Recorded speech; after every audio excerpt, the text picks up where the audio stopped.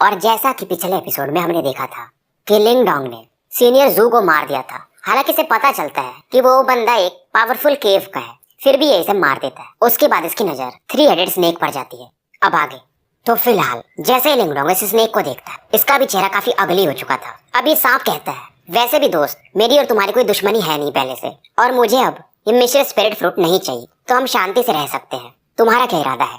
लिंग Dong smile करता है और कहता है कि तुमने भी मेरा डिवोरिंग एंसेस्ट्रल सिंबल देख लिया है। अब ये सुन करके थ्री हेडेड स्नेक भी समझ जाता है। थ्री हेडेड स्नेक अपना दांत पीस रहा था और पूछता है, तुम करना क्या चाहते हो? लिंग डोंग सीधा कहता है, मैं नहीं चाहता हूँ कि मेरे डिवोरिंग एंसेस्ट्रल सिंबल के बारे में कोई जाने, और क्योंकि तुम जान गए हो तो तुम एक खतरा हो। अब ये थ्री हेडेड स्नेक भी कहता है कि लिंग डोंग मुझे मालूम है तुम काफी काबिलियत रखते हो, फिर भी अगर तुम मुझे फोर्स करोगे तो तुम भी इतना आसानी से तो बच के नहीं जाओगे। लिंग डोंग हंसता है और कहता है, बर्निंग स्काई कॉल्ड्रन में तुम अभी मेरे अंदर हो, फिर भी तुम्हारी इतनी मजाल। लिंग डोंग तुरंत ही एंसेस्ट्रल पावर से यहाँ पर एक ब्लैक होल बना देता है, और जैसे ही ये जो डेवोरिंग पावर थ्री हेडेड स्नेक के पास पहुंचता है, इसका ऑरा काफी तेजी से घटने लगता है। लिंग डोंग भी कहता है कि तुम्हें हराना थोड़ा मुश्किल तो है, पर डेवोरिंग एंसेस्ट्रल सिंबल तुम्हारे पावर को धीरे धीरे करके खत्म कर देगा, और मुझे कोई हड़बड़ी भी नहीं है। थ्री हेडेड स्नेक गुस्से में चिल्ला रहा था। अब उसके बाद लिंग डोंग बर्निंग स्काई कॉल्ड्रन से बाहर जाने लगता है कि तुम इसके अंदर धीरे धीरे गायब होते रहो, मैं बाहर का मजे लेता हूँ। तभी ये स्नेक चिल्लाता है कि वेट। अब लिंग डोंग भी जो बाहर निकल रहा था रुक जाता है,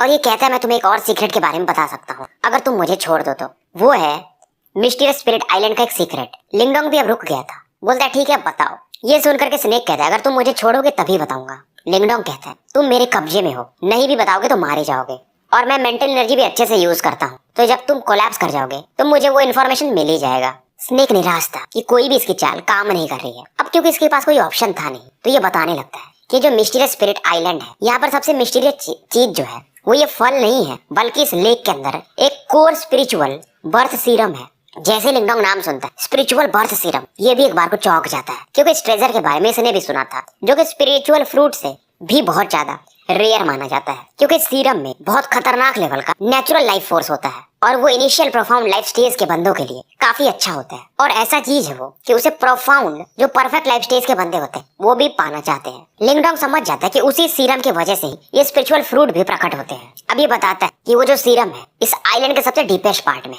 उसके आसपास मैग्मा है, तो वहां पर ये थ्री हेडेड स्नेक भी नहीं जा पाता है। लिंग डोंग इससे कहता है, मैं उस जगह पर जा करके इन्वेस्टिगेट करूंगा कि तुम जो बोल रहे हो वो सही है कि नहीं, और गलत निकला तो तुम सोच लेना। और लिंग डोंग यहाँ से बाहर निकल जाता है। थ्री हेडेड स्नेक चिल्लाते रह जाता है, गालियां मारते रह जाता है, पर लिंग डोंग इसे बाहर नहीं निकालता है। अब इधर बाहर का सीन दिखाया जाता है वे शोंग को, जो कि एक पावरफुल युआन पिलर अटैक गु यान की तरफ लॉन्च कर दिया था, और इस फोर्स के कारण गु यान 10-12 कदम पीछे हटने पर मजबूर थी। वे शोंग हंस रहा था कि तुम लोग मेरा कुछ नहीं कर सकते गु यान, और तुम्हारा वो जो साथी है उसे मेरा डिवाइन सिंबल मास्टर अब तक तो मार भी सह चुका होगा। यहाँ पर मोजान, हानताओ वगैरह भी दूर खड़े थे और चुपचाप देख रहे थे। इनके हिसाब से भी शायद क्योंकि लिंग डोंग दो लोगों से भिड़ रहा था तो मारा जा चुका होगा, क्योंकि लिंग डोंग को अंदर गए हुए काफी लंबा समय हो चुका था। तो गु यान, गुया और सभी लोग थोड़े घबरा रहे थे। तभी अचानक से एक आवाज स्काई कॉल्ड्रन से बाहर आती और एक बंदा यहाँ पर प्रकट होता है, और वे सॉन्ग से कहता है, तुमने जो सोचा था रिजल्ट थोड़ा सा डिफरेंट है इस बार। मोजान और हानताओ तो हैरान थे कि क्या इस बंदे ने ज़ुयून और थ्री हेडेड स्नेक दोनों को फिनिश कर दिया। वे सॉन्ग चीखने लगता है कि ब्रदर जू कहाँ पर है। लिंग डोंग हंसता और कहता है, काम हो गया उसका। किसी को यहाँ पर भरोसा ही नहीं हो रहा था कि लिंग डोंग एक डिवाइन सिंबल मास्टर और प्लस एक बंदा जो थ्री हेडेड स्नेक था इनिशियल लाइफ स्टेज के बंदे को कैसे हरा सकता है। अब इधर वे सॉन्ग कहता है, तुम्हें मालूम था ना कि ब्रदर जू जो है वो डेमोनिक विंड केव के हैं, और तुम्हारा अंजाम अब अच्छा नहीं होने वाला। और उनके मास्टर का नाम निफेरियस बोन ओल्ड मैन है। इस नाम को गु यान भी जानती थी, पर लिंग डोंग को कोई फर्क नहीं पड़ रहा था। अब लिंग डोंग कहता है, क्या तुम्हें भी उस जू के जैसा मरना है? वे शोंग अब पीछे भागने लगता है, और ये समय लिंग डोंग कहता है, 10 गिनती गिनूंगा, अगर तुम लोग बाहर नहीं गए तो सभी मारे जाओगे। पर जाते जाते ज़ुयून कह के जाता है, सॉरी मतलब वे शोंग, कि जो ज़ुयून का सीनियर है, तुम्हारा वो जो बड़ा भाई है ना गु युनटियान, उस पर पहले ही अटैक कर चुका है, तो इस बार तुम्हारा गु क्लैन बचने वाला नहीं है। गु यान का चेहरा भी बन जाता है, क्योंकि शायद कुछ समय बाद एक मार्शल गैदरिंग था जिसमें 5 बड़े क्लैन और शायद ये जो दो केव थे वो भी इकट्ठा होते हैं। वे शोंग भाग जाता है, पर जाते जाते हंसते हुए जा रहा था। लिंग डोंग भी इन पर अटैक नहीं करता है, और बाकी भी जो क्लैन वाले थे अब यहाँ से जाने लगते हैं। इधर लिंग डोंग अपने बर्निंग स्काई कॉल्ड्रन को अपने बैग में भर लेता है। लिंग डोंग तुरंत ही 2 मिस्टीरियस फ्रूट निकालता है और गु यान को दे देता है, और ये कहता है, ये जो पहला फ्रूट है जो तुमने 10,000 जुआन पेल्स मुझे दिए थे उसके बदले में है। ये इसे थैंक यू बोलती है। इसे मालूम था कि 10,000 जुआन पेल्स ये कुछ भी नहीं है, इस मिस्टीरियस स्पिरिट फ्रूट के सामने। और लिंगडोंग कहता है, पर क्योंकि तुम लोगों ने मेरी हेल्प की थी, ये उसी का समझ लो। उसके बाद ये अगला कदम गुया की तरफ बढ़ाता है। पहले इसके बालों को सहलाता है और दूसरा मिस्टीरियस स्पिरिट फ्रूट इसे दे देता है। गुया चौंक जाती कि ये मेरे लिए। लिंगडोंग कहता, अगर तुम होती नहीं तो शायद मुझे अब तक कब के डेमोनिक बीस्ट वगैरह खा चुके होते। लिंगडोंग के पास एक फ्रूट था, क्योंकि एक इसने गुयान को और दूसरा गुया को दे दिया था। गुयान भी कहती है, क्योंकि 5 क्लैंस का मार्शल गैदरिंग है 2 महीने बाद, तो मुझे भी जल्दी से इनिशियल लाइफ लेवल पर पहुंचना ही पड़ेगा। लिंगडोंग कहता है, पर मुझे फिलहाल लेक के अंदर जाना है। अगर तुम लोगों को वापस जाना है तो जा सकते हो, पर हाँ, रास्ते में क्या होगा मुझे नहीं पता। गुयान भी थोड़ी होशियार थी, ये समझ जाती कि लिंगडोंग नीचे जा रहा है, यानी अच्छा कुछ होगा यहाँ पर। गुयान कहती, हम लोग यहीं पर रहेंगे और तुम्हारा वेट करेंगे फिलहाल, पर थोड़े सावधान रहना। गुया भी इससे कहती कि बिग ब्रदर थोड़ा केयरफुल रहिएगा। अब इधर लिंगडोंग सीधा छलांग लगा देता है इस पानी में। गूक्लैंड के बहुत सारे लोग गुयान से पूछ रहे थे, मतलब नीचे कोई ट्रेजर हो सकता है, पर इस समय गुयान इनको समझाती है कि जितना मिल गया उतने में संतोष करो।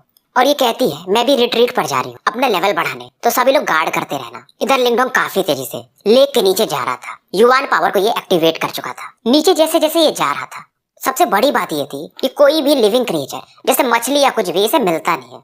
नीचे में से थोड़ा अंधकार टाइप कुछ दिख रहा था और वहाँ पर टेम्परेचर भी थोड़ा ज्यादा लग रहा था। 10 मिनट तक ये और बढ़ते रहता है और अब इसको जो भी दिख रहा था बस अंधकार ही अंधकार, और टेम्परेचर भी काफी तेजी से बढ़ रहा था। नीचे में अब इसे लावा दिखने लगे थे, पूरे रेड कलर के जलते हुए।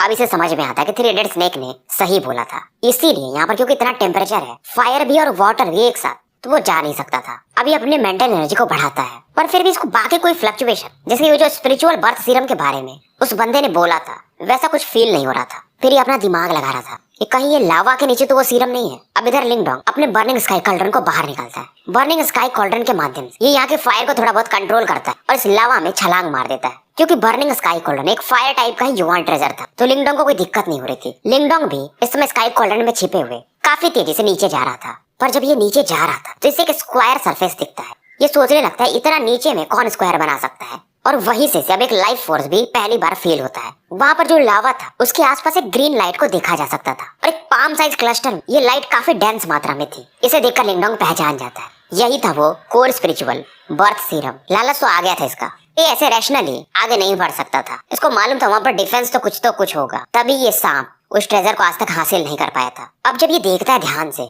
तो उस ग्रीन लाइट के आसपास कुछ रेड लाइंस इसे दिखती हैं। ये समझ जाता है ये एक फॉर्मेशन है। अब ये फॉर्मेशन का क्या पावर है लिंगडोंग को समझ में तो नहीं आ रहा था, पर ये काफी खतरनाक होगा। अब ये तुरंत ही पहले अपने डेमन कॉर्प्स को बाहर निकालता है, जो कि इसने यूनिक डेविल रीजन से प्राप्त किया था। डेमन कॉर्प्स इसके कहने पर काफी तेजी से आगे बढ़ता है और उस पूल पर यानी स्क्वायर पर जाकर रुकता है। पर जैसे ही वो सीरम के काफी करीब जाता है, तभी जो उसके आसपास फॉर्मेशन बना हुआ था, यानी कई सारे चट्टान रखे हुए थे, वो अचानक से लाल होने लगते हैं और ये फॉर्मेशन काफी तेजी से अब चमकने लगा था, और उसमें से एक लाइट निकलती है जो डायरेक्टली जाकर डेमन कॉर्प्स की बॉडी से टकराती है। और ये हैरान तब हो जाता है डेमन कॉर्प्स, जिसकी बॉडी सच में काफी स्ट्रांग थी, मानो ये जल के राख होने लगा हो। और क्योंकि इसमें लिंगडोंग ने हल्का सा अपना युवान स्पिरिट यूज किया था इसे प्रोटेक्ट करने, तो लिंगडोंग भी थोड़ा सा पेन फील करता है। इसका डेमन कॉर्प्स खत्म हो चुका था। अब लिंगडोंग को समझ में आता है कि 3 हेडेड स्नेक ने पूरी बात इसे जानबूझकर नहीं बताई थी। उसने ये तो बोला था कि लावा है, लावा के आसपास ही वो सीरम है, पर उसके पास फॉर्मेशन है, उसने जानबूझकर नहीं बताया था। और ये सोचता है कि इस बार मैं इस स्नेक को मजा चखाऊंगा। लिंगडोंग तुरंत अपने कॉल्ड्रन में से काफी तेजी से इस स्नेक को उस फॉर्मेशन की तरफ बाहर निकाल के फेंक देता है। 3 हेडेड स्नेक जो कि ह्यूमन फॉर्म में था, जब ये देखता है कि मैं बाहर निकल रहा हूँ, तो ये काफी खुश होता है। पर जब ये देखता है कि इसके सामने लिंगडोंग खड़ा है और वो भी हंस रहा है, इसका चेहरा ही उतर जाता है।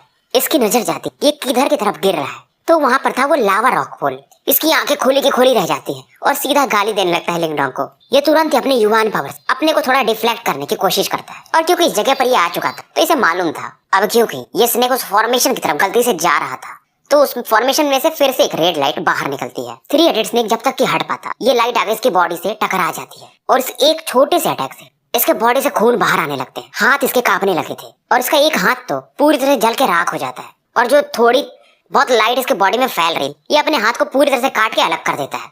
अब इधर ये स्नेक चिल्लाता है, लिंगडोंग को गाली देता है कि मैं तुम्हारे हजारों टुकड़े करूंगा। पर इस समय ये स्नेक पहुंच समझ चुका था कि ये लिंगडोंग सच में एक लोमड़ी है। इसने लिंगडोंग ने इसी का यूज कर लिया था टेस्ट करने के लिए कि ये फॉर्मेशन कितना स्ट्रांग है।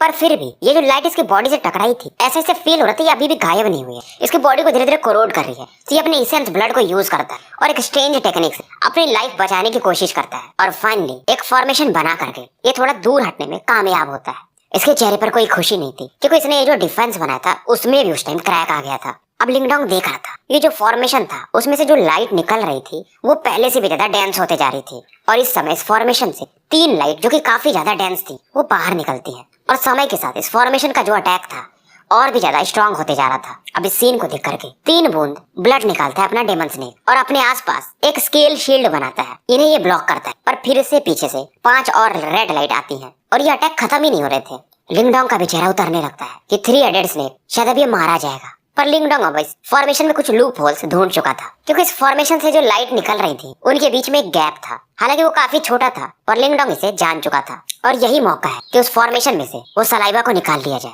लिंगडोंग की बॉडी पर इसके ग्रीन लाइट निकलती है, ये अपने विंग्स को फड़फड़ाता है और लावा फॉर्मेशन की तरफ काफी तेजी से बढ़ने लगता है, और अंदर जाकर ये तुरंत ही वो सीरम को उठाता है और अपने पंख फड़फड़ाते हुए बाहर आने लगता है। पर अचानक से फिर से इस फॉर्मेशन की लाइट चमकती है और 2 रेड लाइट इस बार लिंगडोंग की तरफ बढ़ती है। ये अपने स्काई कॉल्ड्रन से इन दोनों रेड लाइट को टकरवा देता है, पर ये लाइट इतनी स्ट्रांग थी कि इसका कॉल्ड्रन भी उसकी लाइट डिम पड़ने लगती है। पर अब लिंगडोंग रुकना नहीं चाहता था, ये डायरेक्टली लावा पुल से बाहर जाने को देखता है। पर जब ये बाहर जा रहा था तो एक हंसी इसे सुनाई देती है। 3 हेडेड स्नेक था, ये कहता है तुम इतना आसान समझ रहे हो, तुम्हें यहाँ पर मरना पड़ेगा। ये जो 3 हेडेड स्नेक ये अपनी बॉडी को ही सेल्फ डिस्ट्रक्ट करने जा रहा था, यानी कि अपने को फोड़ के लिंगडोंग को भी यहीं पर मार देगा। 3 हेडेड स्नेक अपनी बॉडी को एक्सप्लोड करता है और इस फोर्स के कारण लिंगडोंग भी पीछे की तरफ यानी लावा फॉर्मेशन की तरफ ही जाने लगता है और ये खून की उल्टी करने लगता है। तो दोनों तरफ से ये घिर चुका था। उधर से 3 हेडेड स्नेक का जो वेव फोर्स है वो इसकी तरफ बढ़ रहा था, और वहीं दूसरी तरफ फॉर्मेशन से फिर से लाइट्स निकलती और चारों तरफ इसके बढ़ने लगती है। लिंगडोंग कहता है कुछ भी हो जाए, ये सीधा इस फॉर्मेशन के बीच में कूद जाता है, और जैसे कूदता है ये लाइट जो निकल रही थी गायब हो जाती है। लिंगडोंग को भी समझ में नहीं आता कि जैसे इस फॉर्मेशन में कूदा यहाँ पर जो हीट निकल रही थी या वो जो रेड लाइट निकल रही थी बिल्कुल भी सब गायब हो चुके थे। अब इसे समझ में आता है ये जो फॉर्मेशन था इसके अंदर में मतलब एक अलग स्पेस ही है, यहाँ पर हीट भी नहीं है, टेम्परेचर उतना वो फील नहीं कर रहा था, इसे कुछ समझ में नहीं आ रहा था। अब एक दूसरे देश में मतलब डोमेन में आ चुका था, पूरी तरह से यहाँ पर डार्कनेस ही भरा हुआ था। यहाँ पर इसे एक मैग्मा रिवर भी दिखता है, एक नहीं 2 मैग्मा रिवर्स थे जो एक दूसरे को काट रहे थे, मतलब एक जगह पर आके मिल रहे थे। अब आप सोचो एक फॉर्मेशन था जो कि शायद 10-12 मीटर का रहा होगा, इसमें लिंगडोंग कूद जाता है, और जब ये कूदता है तो एक डार्क डोमेन में ये पहुंच चुका था जिसका कोई अंत इसे दिख नहीं रहा था, और इस चीज को शायद वो 3 हेडेड स्नेक भी नहीं जानता था। लिंगडोंग अपने को अब थोड़ा सा काम करता है, शायद इस जगह को जिसने भी बनाया था वो नहीं चाहता था ये कोई इस जगह को डिस्कवर करे। 1 घंटा बीत जाता है, ये उन दोनों रिवर्स को देख रहा था, मैग्मा रिवर्स को, शायद ये भी एक फॉर्मेशन ही बना रहे थे। लिंगडोंग हैरान था, यार ये जो भी बंदा था इस लेवल का फॉर्मेशन, इवन शायद प्रोफाउंड डेथ लेवल का बंदा भी इसमें मारा जाए, और शायद इसमें यिंग जुआनजी, टियान जुआनजी या कोई भी हो जो कि समसारा लेवल पर है उन्हें भी तकलीफ जा सकती थी। और इतना बड़ा एरे पहली बार लिंगडोंग ने देखा था, और किस लिए बनाया गया है इसे समझ में नहीं आ रहा था। मतलब जरूर यहाँ पर एक सेंट्रल हब होगा, एरे का जैसे सेंटर पॉइंट होता है। अभी जब ध्यान से देखता है तो मैग्मा लेक के एकदम बीच में इसे एक स्टोन कॉफिन दिखता है, और इसके अंदर शायद कोई तो था जिसे लिंगडोंग अब देख सकता था। इसे अभी भी कुछ समझ में तो नहीं आ रहा था, ये बंदा जो भी था उसके बाल लाल रंग के थे और आग के समान जल रहे थे, और जब ये उस आदमी को देखता है तो इसके अंदर का भी ब्लड बॉयल करने लगता है। पर जैसे ये अपनी नजर हटाता है इसका ब्लड नॉर्मल हो जाता है। ये मिस्टीरियस बंदा कौन है? शायद ये मैग्मा जो रिवर है ये किसी चीज को सप्रेस करके रखा हुआ है। अब इसे सब थोड़ा समझ में आता है, मतलब ये जो मैग्मा एरे है यहाँ पर ये डार्क डोमेन है उसे ये नीचे में शायद कुछ सील किया हुआ है। एरे 2 भाग में बटा हुआ था, एक पहला वाला मैग्मा रिवर और एक दूसरा वाला। आधा पार्ट लाइट में था और आधा पार्ट डार्कनेस में, जैसे कि यहाँ पर एक जेल बना हो। अब ये सोचता है कि ये जगह काफी वियर्ड है, मैं ज्यादा देर तक यहाँ पर रुक नहीं सकता हूँ। ये वापस लौटने को देखता है और अचानक से इसकी बॉडी से एक व्हाइट लाइट बाहर निकलती है। ये था लाइट इसके मिस्टीरियस स्टोन टालिस्मैन का। इसके बॉडी से जो टालिस्मैन था पहली बार बाहर आता है, और ये टालिस्मैन सीधा उस रेड हेड मैन की तरफ बढ़ता है। लिंगडोंग के तो होश ही उड़ जाते हैं, हाथ इसके कांपने लगे थे। स्टोन टालिस्मैन अपने व्हाइट लाइट से इस अंधकार को भेदते हुए उस लावा लेक पर पहुंच जाता है। पहली बार ऐसा हुआ था, नॉर्मली इसके बॉडी में स्टोन टालिस्मैन पड़ा रहता था, कभी हरकत भी नहीं करता था, पर अचानक से बाहर निकल के जा रहा है। ये कोशिश करता है कि स्टोन टालिस्मैन को खींच ले, पर ये नाकामयाब था। स्टोन टालिस्मैन उस कॉफिन के ऊपर उड़ रहा था। अब कुछ भी हो जाए लिंगडोंग यहाँ से जा नहीं सकता था जब तक कि इसे स्टोन टालिस्मैन मिल न जाए। स्टोन टालिस्मैन में से वो व्हाइट लाइट बाहर निकलती और ये जो रेड फिगर कॉफिन के अंदर उस पर जाके गिरने लगती है। लिंगडोंग को समझ में नहीं आ रहा था क्या ये स्टोन टालिस्मैन इस रेड मैन को जगाना चाहता है। अब ये चौकन्ना हो जाता है और अपने युवान पावर को रिलीज करता है, पर लिंगडोंग देखता है वो व्हाइट लाइट उससे वो व्हाइट रेड मैन जाग भी नहीं रहा है। स्टोन टालिस्मैन अब वापस आ जाता है और लिंगडोंग की बॉडी में एंटर कर जाता है। पर जब लिंगडोंग अपने हाथ को आगे बढ़ाता है तो स्टोन टालिस्मैन में से एक रेड ऑरा निकलती है और एक रेड टोकन का शेप ले लेती है। टोकन नॉर्मली दिख रहा था, पर इसमें से एक एंशिएंट ऑरा को फील किया जा सकता था। टोकन पर कुछ लिखा हुआ था, फ्लेम। लिंगडोंग सोचने लगता है ये क्या चीज है। इतना तो इसे समझ में आ रहा था कि टोकन में एक खतरनाक लेवल की एनर्जी है, पर फिलहाल ये उसे एक्टिवेट नहीं कर सकता।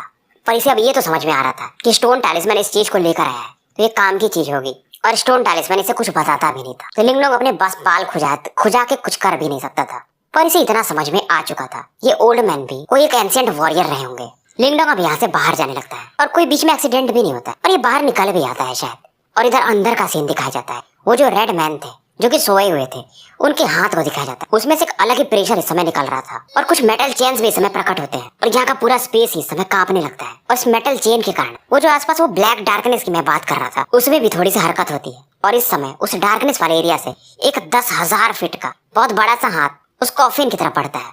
चेन्स में कुछ ऑब्सक्योर ऑरास थी जो कि इस ब्लैक हैंड से टकराते हैं और फाइनली ये रेड चेन इस ब्लैक हैंड को डिस्ट्रॉय कर देते हैं। फिर से ये जो फॉर्मेशन था पहले जैसा नॉर्मल हो जाता है और वो जो रेड मैन थे वो भी पहले जैसे नॉर्मल हो जाते हैं। और ये जो भी आदमी थे इनके कुछ शब्द सुनाई देते हैं हल्के हल्के। ये बोल रहे थे कि एंशिएंट डिवाइन फ्लेम टैबलेट शायद लिया जा चुका है और इस समय एंसेस्ट्रल स्टोन यानी ये मिस्टर स्टोन टैलिस्मैन की बात कर रहे थे कि वो भी इंजर्ड है। पर ये जो बंदा आया था इसके बॉडी में मैं आइस मास्टर का स्मेल फील कर सकता हूँ और शायद वो रिइंकार्नेशन लेवल पर थी। और फाइनली आवाज गायब हो जाती है। आइस मास्टर मतलब अपनी हुआन। अब लिंगडोंग बाहर तो आ चुका था पर फॉर्मेशन के बाहर था, पर फिर से फॉर्मेशन में से कुछ रेड लाइट इसकी तरफ बढ़ने लगती है। ये सोचता यार मैं क्यों हर बार इतना अनलकी रहता हूँ, पर अचानक से ये देखता कि जो रेड लाइट इसकी तरफ बढ़ रही थी वो फिर से शांत हो जाती और इसका कारण तब इसे समझ में आता है जब इसके हाथ में वो जो रेड टोकन था उसमें फ्लक्चुएशन निकल रहे थे। शायद यही चीज इसे बचाया था इस बार। अब लिंगडोंग थोड़ा सा एक अलग ही क्या दूं मैं गाली से, तो इसे हमेशा टेस्ट करना रहता है। तो ये रेड टोकन लेकर के फिर से फॉर्मेशन के अंदर जा रहा था, बाहर आ रहा था, अंदर जा रहा था, बाहर आ रहा था। ये देखता कि फॉर्मेशन अटैक नहीं कर रहा है तो ये समझ जाता कि रेड टोकन अच्छी चीज है। उसके बाद यहीं पर ये अपना वो स्पिरिचुअल फ्रूट निकालता है और क्योंकि फॉर्मेशन अटैक नहीं कर रहा है तो ये जगह काफी अच्छा है कल्टीवेशन के लिए और ये फॉर्मेशन के अंदर बैठकर ही कल्टीवेट करने को सोचता है। और इसका इरादा भी यही था कि यहाँ पर ही प्रोफाउंड लाइफ स्टेज में पहुंच जाएगा इस मिस्टीरियस स्पिरिट फ्रूट के थ्रू। अब इधर बाहर का सीन दिखाया जाता है लेक के। यहाँ पर गू क्लैन के कई सारे लोग अभी भी गार्ड कर रहे थे और गुयान को अभी कई सारे लोग प्रोटेक्ट कर रहे थे और ये लोग देख रहे थे कि गुयान के बॉडी से जो युवान पावर निकल रहा है वो काफी स्ट्रांग होते जा रहा है। शायद थोड़ी समय में ये प्रोफाउंड लाइफ स्टेज पर पहुंच जाएंगी, ऐसा वो लड़की जो लाल कपड़ों में थी गुइंग कहती है। और गुइंग कहती है अगर हमारी बड़ी सिस्टर कामयाब हो गई तो वो जो कंपटीशन आ रहा है मार्शल गैदरिंग उसमें मजा आएगा, क्योंकि इनके भाई जो है बिग ब्रदर युआन टियान वो पहले से एक सिस्टर और है इनकी मैंग की, वो लोग इनिशियल प्रोफाउंड लाइफ स्टेज के पीक पर है। पर इन्हें मालूम था कि वे क्लैन का एक बंदा वे जैन वो भी काफी स्ट्रॉन्ग है, वे सॉन्ग से तो कहीं ज्यादा। पर गुया थोड़ी चिंतित थी। लिंगडोंग अभी तक बाहर नहीं आया था। गुइंग इसके पास आती और कहती टेंशन मतलब वो बंदा थोड़ा अलग ही है, उसे कुछ नहीं होगा। पर गुया कहती है 15 दिन के आसपास हो चुके हैं और अभी तक बिग ब्रदर बाहर आए नहीं।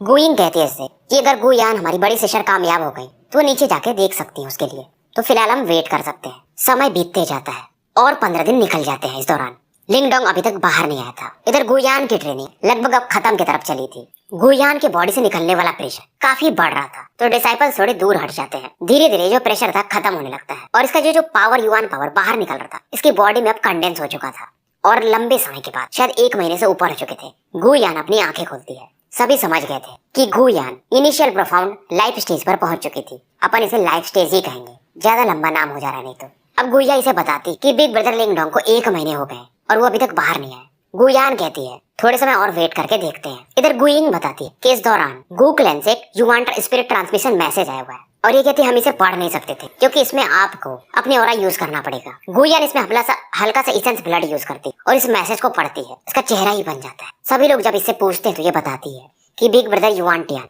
काफी इंजर्ड है और किसने किया हमें पता नहीं। सभी लोग हैरान थे क्योंकि युवांटियान का जो स्ट्रेंथ था एडवांस लाइफ स्टेज के आसपास का था। गुयान कहती है कोई नहीं, वो वे क्लैन का ही बंदा है जिसके बारे में शायद वे शॉन्ग बोल रहा था और शायद इस कंपटीशन में यूनटियाना पार्टिसिपेट भी नहीं कर सकता था तो कौन करेगा। और मार्शल कंपटीशन में अब 1 महीने से कम का भी समय बचा था। गुयान कहती है अगर हम लिंगडोंग को मना ले तो सही रहेगा, ये बंदा भी काफी स्ट्रॉन्ग है। गुइंग कहती है अगर हम लिंगडोंग को मना ले कुछ ऑफर्स देकर तो सही रहेगा शायद। और ये लोग कहती है कि शायद जो कंपटीशन जीतेगा उसे केओटिक टावर लाइट में जाने का मौका मिलेगा और वो एक अच्छी जगह है। अभी लोग बातें तो कर लेते हैं पर कहते हैं लिंगडोंग के आने का वेट करेंगे। टाइम बीतते जाता है और इस समय इस मैग्मा पूल के अंदर एक स्लिम फिगर बंदे को दिखाया जाता है। इसके बॉडी से अलग अलग साउंड बाहर निकल रहे थे। इसका स्ट्रेंथ समय के साथ बढ़ते बढ़ते 9 स्टार निर्वाणा के पीक पर पहुंच चुका था। पर फिर भी लिंगडोंग सेटिस्फाइड नहीं था और लिंगडोंग को मालूम था ईशान जुआन रीजन से भी ये जो केओटिक डेमंसी है ज्यादा ही हार्श है और क्रूएल है, तो इसे स्ट्रेंथ बढ़ाना ही पड़ेगा। और इसे मालूम था कि अगर ये इनिशियल लाइफ स्टेज पर पहुंच जाए तो ये एडवांस या परफेक्ट लेवल के बंदों को हैंडल कर सकता था। और इस लाइफ स्पिरिट फ्रूट के माध्यम से ये बस 9 स्टार निर्वाणा के पीक पर ही पहुंच पाता है। अब ये वो जो बर्थ सीरम था जो कि ग्रीन कलर का एक लिक्विड था उसे बाहर निकालता है कि क्या मैं इसके माध्यम से लाइफ स्टेज पर पहुंच पाऊंगा। थोड़ा बहुत जो स्पिरिचुअल फ्रूट था वो अभी भी बचा हुआ था और ये एक हाथ में सीरम और दूसरे हाथ में फ्रूट को रखता है। डेवोरिंग पावर को ये यूज करके इन पावर्स को एब्जॉर्ब करना शुरू करता है और अपनी बॉडी को इस प्रकार के पावर को झेलने के लिए ग्रीन ड्रैगन बॉडी भी ये यूज कर रहा था। समय बीतते जाता है और इस दौरान 15 दिन और निकल चुके थे, यानी टोटल 1.5 महीने हो चुके थे और लिंगडोंग के इस समय ऑरा काफी बढ़ चुकी थी। अचानक से एक बार इसका युवान पावर बढ़ता है जिसकी वजह से इसकी मेरिडियन मानो फट जाएंगी। इसके युवान डैन में भी अब थोड़े चेंजेस आने लगे थे, पर जो फ्लक्चुएशन थे इतने खतरनाक थे कि कभी भी कुछ भी हो सकता था। पर इसके पास जो स्टोन टैलिस्मैन था उसमें से अचानक से एक व्हाइट लाइट निकलती है और इसके युवान डैन को प्रोटेक्ट करने लगती है। अब धीरे धीरे इसका युवान डैन भी स्टेबल होने लगा था और इसके बॉडी में एक अलग एनर्जी आ चुकी थी, इसे लाइफ की कहते हैं और इसका भी कलर व्हाइट था। और ये जो लाइफ स्पिरिट की थी इसका ये जो युवान स्पिरिट था उसे भी और ज्यादा स्ट्रॉन्ग करने लगी थी। इसके अंदर जो इसका युवान स्पिरिट का एक बॉडी था जो कि लिंगडोंग जैसा ही दिखता था, ये भी इस लाइफ की से काफी प्रभावित होता है। और दूसरा जो इसका ड्रैगन युवान रिंग था उसमें भी थोड़ी बहुत ये लाइफ की जाती है, तो वो भी और ज्यादा स्ट्रॉन्ग हो जाता है। धीरे धीरे कुछ ट्रांसफॉर्मेशन इसकी बॉडी में हो रहे थे। अब ये समझ रहा था कि ये स्ट्रॉन्ग होते जा रहा है। फाइनली ये प्रोफाउंड लाइफ स्टेज पर अब पहुंच चुका था। अब इधर बाहर में गुक्लेन के बच्चे देख रहे थे कि लेक अभी भी शांत है। गुयान की सुंदर आंखें भी अब थोड़ी बहुत टेंशन में थी क्योंकि लिंगडोंग को अंदर गए हुए 1.5 महीने हो चुके थे। अब ये लोग सोचने लगते हैं अगर लिंगडोंग बाहर नहीं आए जल्दी से तो इन लोगों को अपने घर पहुंचने में भी और भी टाइम लगने वाला और वो कंपटीशन शुरू हो जाएगा। अब गुयान डिसीजन लेती कि तुम लोग यहीं पर रुको, मैं अंदर लेक के अंदर जाके देख कर आती हूँ। अब ये जैसे कूदती है और नीचे जाने को सोचती तब ये कुछ फील करती और बाहर आ जाती है क्योंकि वाटर सरफेस के ऊपर से एक giant pillar of water force इसकी तरफ बढ़ते हुए दिखता है और अचानक से एक बंदा पानी को गिरते हुए बाहर आ जाता है। ये था अपना लिंगडोंग। इसे देखते ही गुया काफी ज्यादा खुश हो जाती है और ये भी काफी ज्यादा शॉक्ड थी कि इनिशियल लाइफ स्टेज। और जैसे ये बोलती गुक्लैन के भी लड़के लड़कियां हैरान हो जाते हैं। लिंगडोंग हंसता है और जैसा कि हमेशा ये कहता था मैं बस लकी था, पर गुयान भी जानती थी कि नीचे लिंगडोंग को कुछ मिला होगा जिससे इसका स्ट्रेंथ जल्दी ही बढ़ गया। गुयान भी काफी खुश थी, इसे मालूम था कि ये बंदा इनके गुक्लैन के लिए अच्छा हो सकता है। उस मार्शल कंपटीशन में लिंगडोंग बोलता है कि मेरे वजह से तुम लोग काफी परेशान रहोगे, तो इन्हें ये थैंक्स बोलता है। गुयान ज्यादा बकवास करती नहीं थी तो ये सीधा बोलती है कि लिंगडोंग मेरी तुमसे एक रिक्वेस्ट है। लिंगडोंग इसकी तरफ देखता है और कहता है मैं भी सुनना चाहूंगा। ये कहती है क्योंकि मेरे भाई जो है वो इंजर्ड हो चुके हैं, तो वो जो हमारा 5 क्लैंस मार्शल गैदरिंग है क्या तुम हमारी तरफ से पार्टिसिपेट कर सकते हो। पर लिंगडोंग कहता है माफी चाहूंगा, मैं पहली बार इस केओटिक डेमंसी में आया हूँ, तुम्हारे क्लैन वगैरह को मैं जानता नहीं, तो सही नहीं रहेगा। अगर मान लो इसकी वजह से गुक्लैन जीत गया तो बाकी क्लैन वाले नाराज हो जाएंगे और फालतू में इसके दुश्मन बढ़ेंगे। कंपटीशन वगैरह में लिंगडोंग कभी भी इंटरेस्टेड नहीं रहता था पार्टिसिपेट करने के। गुया लिंगडोंग की तरफ देख रही थी और ये भी जानती थी कि ब्रदर लिंगडोंग ने इनकी वैसे भी काफी मदद कर दी है और फायदा उठाना सही नहीं होता है। गुयान काफी सुंदर थी, अगर ये किसी से कोई बात कहती थी तो लड़का वैसे ही इसकी सुंदरता को देखकर इसकी बात मान जाता था।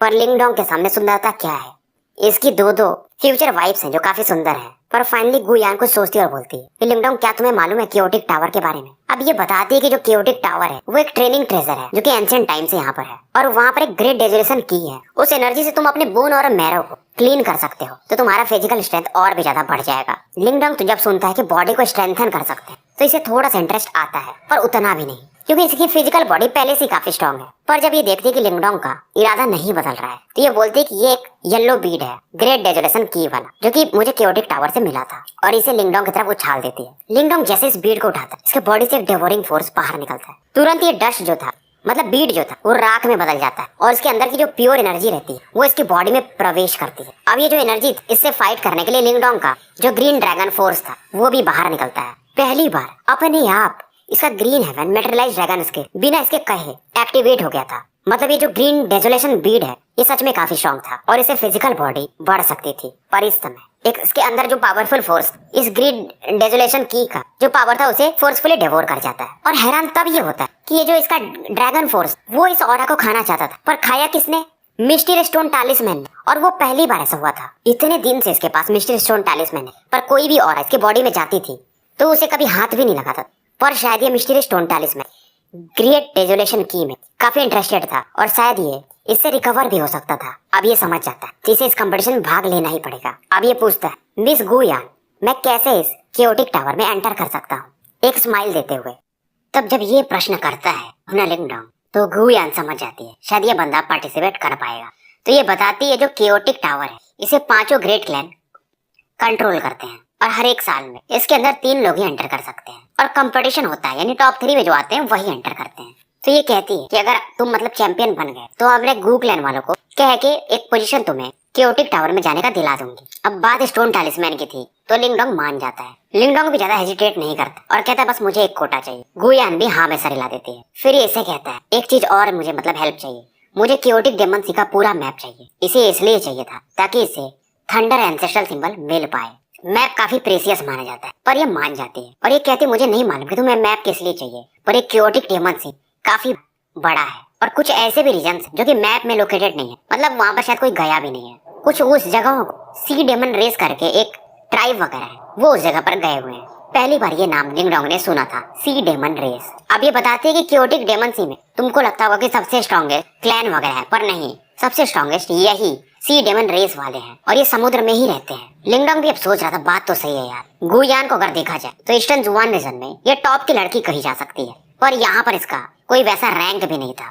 अब ये लिंगडोंग से कहती है क्योंकि तुम मान चुके तो हमें जल्दी से निकलना पड़ेगा। लिंगडोंग भी अब ट्रैवल तो करने लगा था पर बीच बीच में से ग्रैंडवा मार्टिन और जायो यान की याद आती थी और खून खौलता था इसका रेन युवानजी को मारने के लिए। बस ये मन में सोचता है उम्मीद करूंगा कि वो दोनों भी सेफ और साउंड होंगे। अब ये लोग मिस्टीरी स्पिरिट आइलैंड के किनारों पर पहुंचते हैं। वहां पर एक नाव लगी हुई थी बड़ी सी और इस पर बैठकर गू क्लैन के लिए निकल जाते हैं। यहाँ पर पहले से ही कुछ गू क्लैन के मेंबर्स थे जो कि इस जहाज की रखवाली कर रहे थे। इनमें से एक थे अंकल किन। अंकल किन की नजर लिंगडोंग पर भी पड़ती है तो गुयान स्माइल करके बताती है ये हमारे एक एक्सटर्नल हेल्पर है और ये हमारे साथ ही मार्शल गैदरिंग में भी रहेगा। अब लिंगडोंग थोड़ा साइड में जाकर बैठ जाता तो एल्डर किन पूछते हैं गुयान से कि आपको पता चल गया मतलब कि यूनटियान इंजर्ड है तो आपने इसी बंदे को हायर किया। गुयान बोलती हाँ, क्या आपको कुछ प्रॉब्लम है?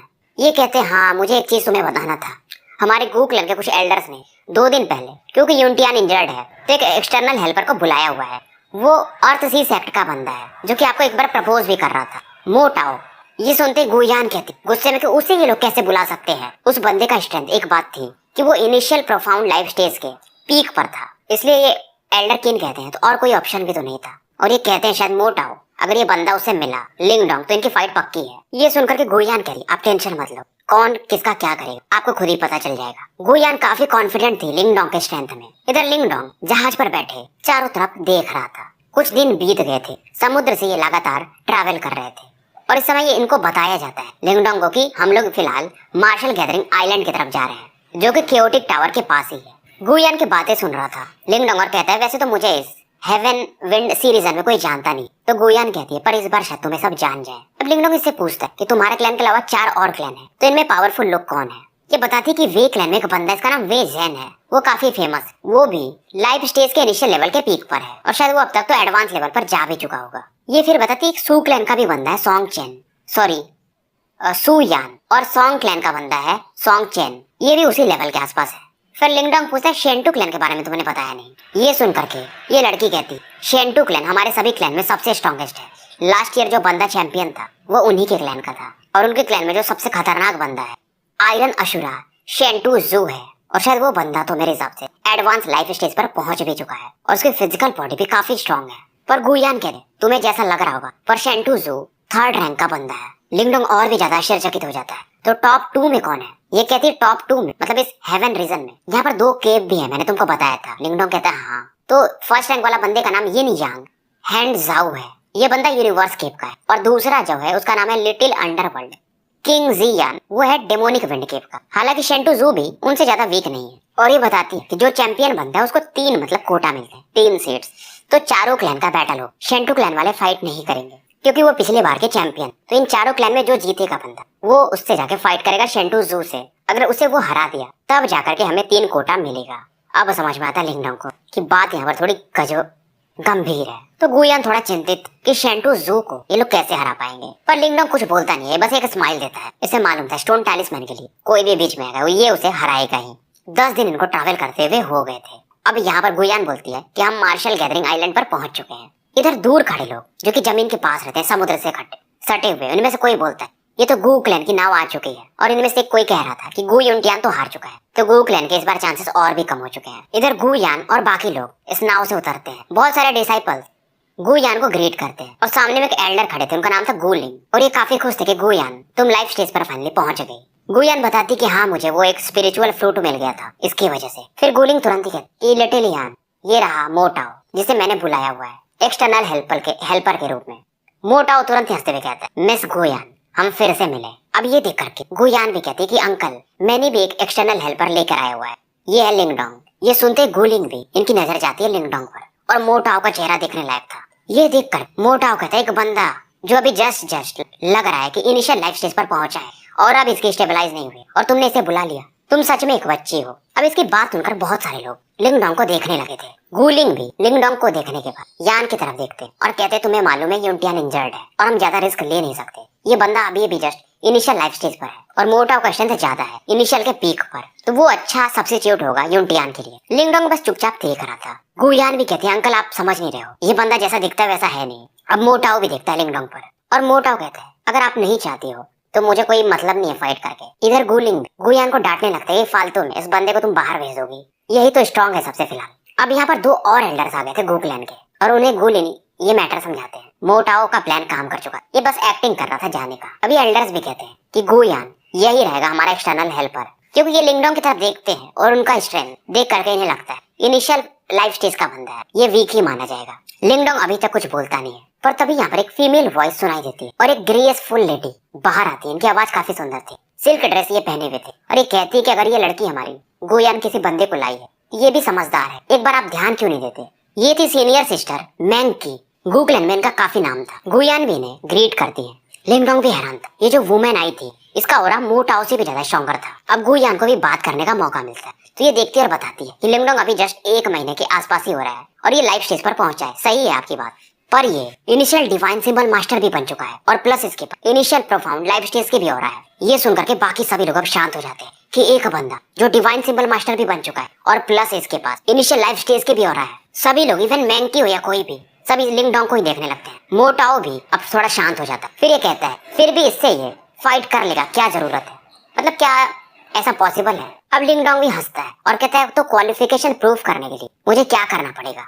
ये मोटाओ की तरफ देख रहा था। मोटाओ भी हंसता है और कहता है अगर तुम मुझे हरा दी तो तुम क्वालिफाइड हो। मोटाओ काफी डिसलाइक करता था लिंगडोंग को, क्योंकि गुयान इसे ज्यादा प्रेफरेंस दे रही थी। कि बात सुनते ही लिंगडोंग स्माइल करता और सामने आ जाता है। गुयान वगैरह तो जानती थी कि लिंगडोंग का कैरेक्टर कैसा है, ये एक असुरा गॉड जैसा लगता था। और लिंगडोंग कहता है मोटाओ से क्योंकि तुम इतने श्योर हो तब मैं तुम्हें हरा के दिखाई देता हूँ। सभी लोग आश्चर्यचकित थे, खास करके गुलिंग कुछ कहने वाले थे पर गू मैंकी इसे रोक लेती है। इसकी भी नजरें लिंगडोंग पर अब टिकी हुई थी और ये कहती है कि लिटिल यान यानी गुयान जिस बंदे को ढूंढ के लाई वो सच में स्ट्रांग हो सकता है क्योंकि इसकी नजरें काफी अच्छी हैं। लिंगडोंग अब इस मोटाओ को ग्रीट करता है। मोटाओ अपने हैंड साइंस को मूव करता है और अपने आसपास एक सर्कल बना लेता है लगभग 1000 फीट का और कहता है अगर तुम मुझे इसमें से बाहर निकाल दिए तो मैं तुम्हें जीत मान लूंगा कि तुम जीत गए। मोटाओ भी काफी एरोगेंट बंदा था और इसका नाम भी काफी था इस हेवन विंड सीरीजन में। ये देख करके लिंगडोंग को अंदर से हंसी तो आ रही थी पर ये खुद को रोकता है। फिर भी लिंगडोंग कहता है जैसा तुम कहो। लिंगडोंग के लिए इनिशियल पीक का बंदा लाइफ स्टेज का कोई ज्यादा मायने रखता भी नहीं था। मोटाओ को लग रहा था ये लिंगडोंग को हरा देगा। अब लिंगडोंग भी रुकता नहीं है, अपना युवान पावर रिलीज करता है।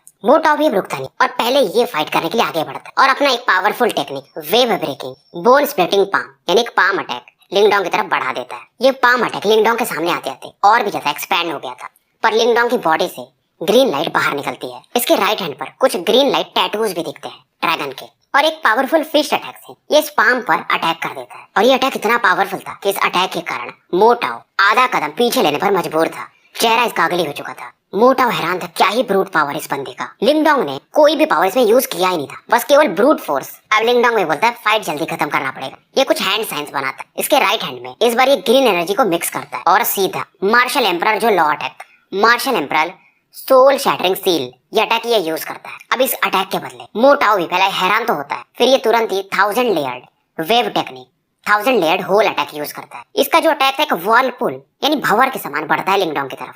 लिंगडोंग का जो पंच था मार्शल एम्परर लॉ वाला अटैक इसके अटैक से टकराता है। इसका जो वर्लपूल जो काफी तेजी से रोटेट कर रहा अचानक से अब गायब हो जाता है। मोटाओ का डिफेंस क्योंकि ये वर्लपूल डिस्ट्रॉय हो जाता है तो खत्म हो चुका था। इसका भी चेहरा अब अगली हो जाता है और अभी भी इसकी तरफ वो जो ग्रीन फिश सील था यानी मार्शल एम्परर अटैक अभी भी इसके आगे बढ़ रहा था। मोटाओ भी एक बॉडी टेक्निक यूज करने की कोशिश करता है, पर अचानक से मानो ये हवा में फ्रीज हो गया हो, और जैसे ही लिंगडोंग का ये फ्रीजिंग टेक्निक काम कर, इसका जो फिस्ट अटैक था मोटाओ के चेस्ट से आके टकरा जाता है। वो जो फ्रीजिंग टेक्निक था इसे यिंग जुआनजी ने दिया था, और इस अटैक के कारण मोटाओ काफी दूर आग के गोले के समान फेंक दिया जाता है और खून की उल्टी भी इसके शुरू हो जाती है। लिंगडोंग इसे देखता है और एक फेंट स्माइल देता है कि थैंक्स फॉर द विन। मोटाओ भी उठ के देखता है तो सच में ये सर्कल से बाहर था। अभी यहाँ पर चाहे वो गूलिंग हो या गूमेंग की, सभी समय स्तब्ध से रह जाते हैं।